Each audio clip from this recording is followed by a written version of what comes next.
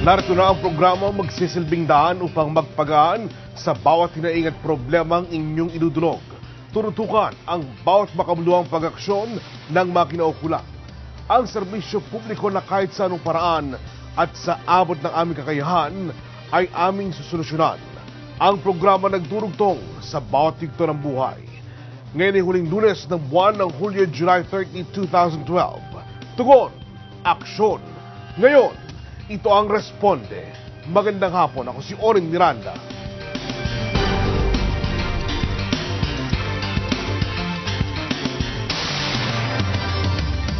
Mga kaibigan, may mga advantage din kapag hawak ka ng isang agency sa isang trabaho. Mas madali kasi makapasok at ang ahensya pa ang bahala na magbigay ng trabaho para sa iyo. Kapag regular ka sa agency, wala kang dapat alalahanin. Matapos buwan kasi ang kontrata ay nakaabang naman agad ang kasunod na proyekto. Kumbaga sa agency nakasalalay ang pagkakakitaan ng isang empleyado.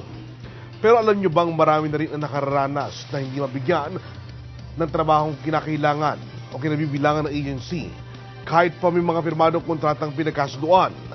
Yan kasi naranasan ng isa nating kaibigan, si Roberto Urbano, na residente ng Tondo, Manila. Siya ay isang seafarer na nagkaproblema sa Bright Maritime Corporation. Narito ang report ni Irene Quintana. Mahigit isang dekada nang nagtatrabaho bilang isang seafarer si Roberto Urbano. Ngunit halos 2 taon na itong hindi nakakasakay ng barko dahil ang 2 kontratang pinirmahan niya sa Bright Maritime Corporation o BMC ay hindi umano sinunod ng nasabing kumpanya. Nilagdaan ang unang kontrata noong April 2010. Ang kasunduan ay para sa 9 na buwang pagtatrabaho sa barko. Ngunit hindi ito nangyari. Nang tanungin niya ang kumpanya kung bakit hindi natuloy ang kanyang pag-alis, ay hindi siya binigyan ng konkretong sagot at sa halip ay pinapirma ulit ito ng panibagong kontrata noong October 2010. Pero sa pangalawang pagkakataon ay hindi na naman ito nasunod ng BMC. At ayaw pa ng kumpanya na ibigay kay Roberto ang kanyang mga dokumento, kaya hindi rin siya makapag-apply ng trabaho sa ibang kumpanya. Kaya naman naghain na ng kaso si Roberto laban sa BMC sa Philippine Overseas Employment Administration o POEA. Ngunit nagsampa rin ng kontrademanda ang nasabing kumpanya laban kay Roberto at sinabing kaya hindi siya nakasakay ng barko ay dahil hindi naman siya nagre-report sa opisina ng kumpanya, bagay na mariing itinanggi ni Roberto. Inaano po nila na kasalanan ko kaya hindi po ako nakaalis dahil hindi raw po nila alam kung saan ako kukontakin, hindi nila ako makontak. Pero totoo po ba ito? Sa kaso ko po talaga pong walang dahilan para hindi ako pumunta sa kumpanya. Dahil po, kailangan ko po ng trabaho para sa aking pamilya at mga anak. Ngunit aminado naman si Roberto sa ipinunto sa kanya ng nasabing kumpanya na nabigyan naman siya ng 15,000 pisong advance payment at dapat ay mabayaran niya muna ito. Kasi nung pong October na talagang nag-withdraw na ako, inoferan po nila ako ng cash advance. So dahil nga po napakatagal ko ng standby at may pamilya rin po ako, may 4 po akong anak, nag-aaral po yung 3 kong anak, tinanggap ko po.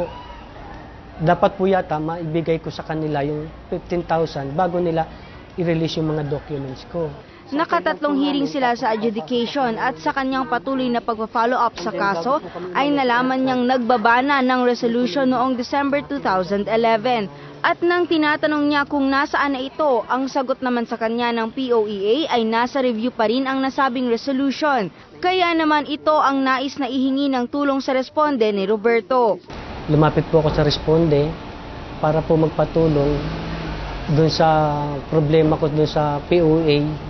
Tungkol po rin sa 2 kontrata po na pinirmahan ko sa Bright Maritime na hindi po na nagmaterialize. Nagpalabas po ng resolusyon yung si Attorney Basas noong pa pong December. Tapos hanggang ngayon po, yung kaso po nasa review pa raw po.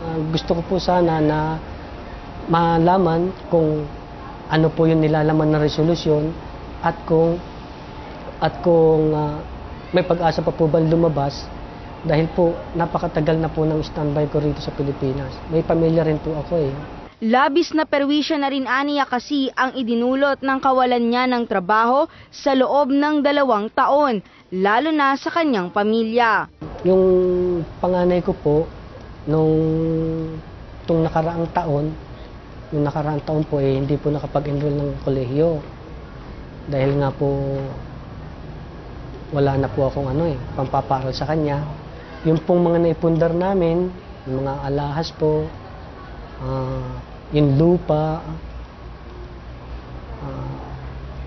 lahat po ng mga naipundar namin, na i-dispose na po namin para may pantawid lang po ng pagkain at baon sa mga bata.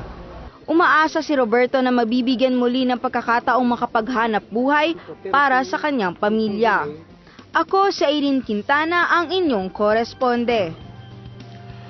Sa pagbabalik ng responde, alamin natin ang tugon ng Philippine Overseas Employment Administration o POEA. Tutok lang po mga kaibigan.